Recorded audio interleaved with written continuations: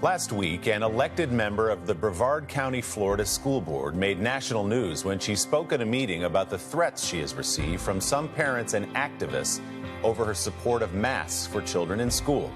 Jennifer Jenkins detailed and police confirmed harassment, stalking, and a bogus call to child services from someone accusing Jenkins of abusing her young daughter. Jenkins was cleared of that quickly. Passionate parents always have spoken up for their kids at school board meetings, but this is something else, something uglier. So how did we get here? NBC's Antonia Hylton has our Sunday focus.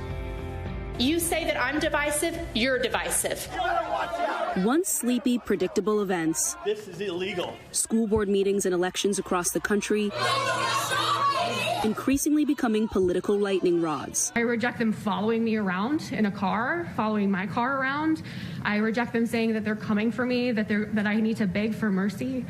I reject that when they are using their First Amendment rights on public property, they're also going behind my home and brandishing their weapons to my neighbors. Brevard County, Florida School Board member Jennifer Jenkins went viral describing her personal experience. This is a political, calculated move to incite voters to be engaged using fear and different tactics. Joining Johnson County, Kansas, and Williamson County, Tennessee, all making national news in the wake of persistent, violent threats against school board members. This week, parents in Michigan and Virginia filing suit against the Department of Justice for allegedly stifling free speech by investigating similar threats.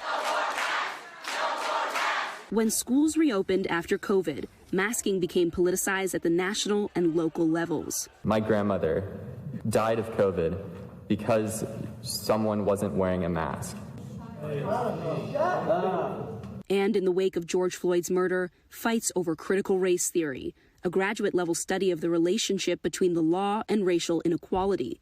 It's not taught in public schools, but some conservative activists and parents have turned it into a catch-all for diversity programs and lessons about racism they say could make white students feel guilt. I feel this is culturally sanctioned discrimination.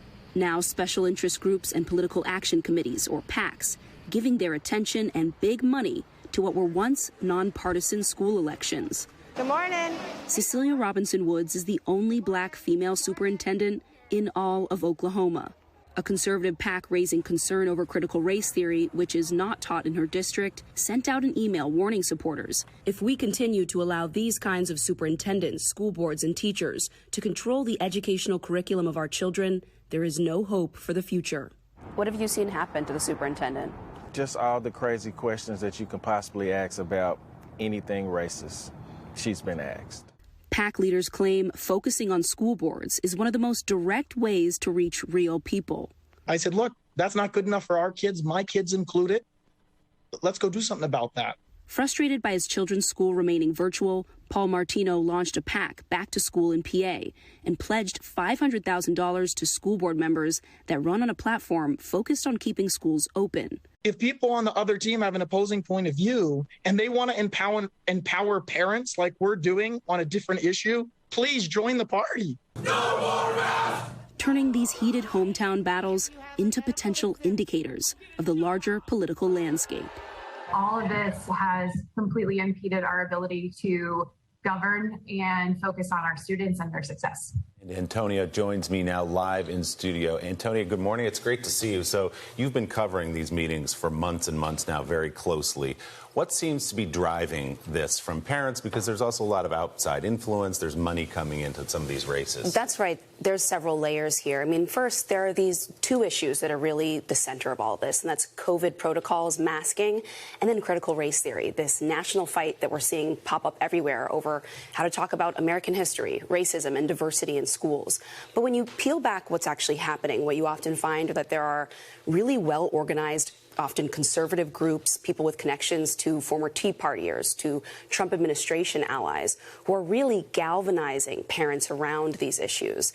And that's a key transition that we're seeing here, because these are formerly nonpartisan seats. I mean, school boards are supposed to be kind of boring. City council members are not supposed to be in the news every single day in your local community.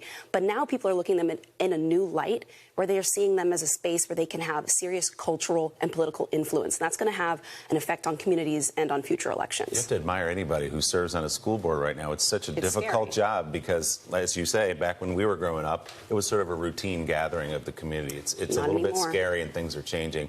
Antonia, thanks so much. Great report. Good to see you. Thank you.